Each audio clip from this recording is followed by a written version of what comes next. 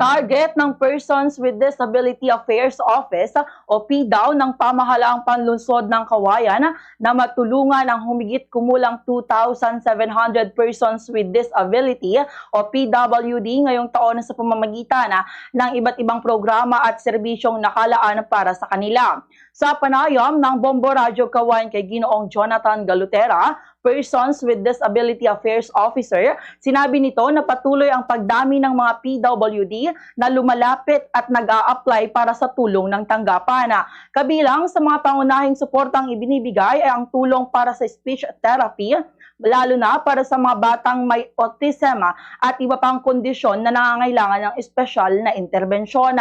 Ipinahayag ni Galutera na may nakalaang pondo para sa mga ganitong uri ng pangangailangan, partikular para sa mga magulang na humihingi ng tulong upang masuportahan ang therapy at development ng kanilang mga anak. Bukod sa direktang tulong ng PDAO, ang iba pang aplikante ay maaari ring magtungo sa iba't ibang ahensya ng pamahalaan upang matugunan ang kanilang partikular na pangangailangan. Binigyang diin ng tanggapan na mahalaga ang pagsunod sa basic requirements sa pag-a-apply.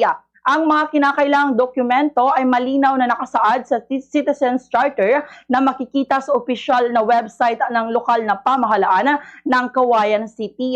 Dagdag pa ng PDAO, magsasagawa sila ng field assessment sa mga PWD simula sa susunod na linggo upang masuri ng maayos ang kalagayan ng mga benepisyaryo at matiyak na angkop at sapat ang tulong na kanilang matatanggap. Sa pamamagitan ng mga programang ito, layunin ng Pamahalaang Panlungsod ng Kawayan na mas mapalakas ang suporta at serbisyong panlipunan para sa sektor ng mga PWD bilang bahagi ng kanilang advokasya para sa isang inklusibo at maalagang komunidad. Ganito ang bahagi ng pahayag ni Ginoong Jonathan Galutera.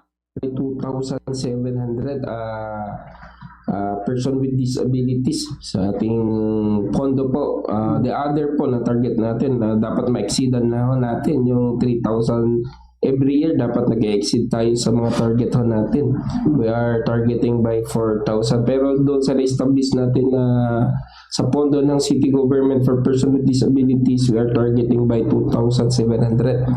The other po, nire-refer kasi natin sa other agencies po. Na po, ang ating basic requirements yun, dapat may PWD ID tayo na kailangan mag-apply, and then every program kasi natin may mga requirements na kailangan. May sinusunod po kaming policy kagaya ng Citizens Charter natin na kung saan na-access po naman natin sa website ng City Government kung ano yung mga requirements sa bawat programa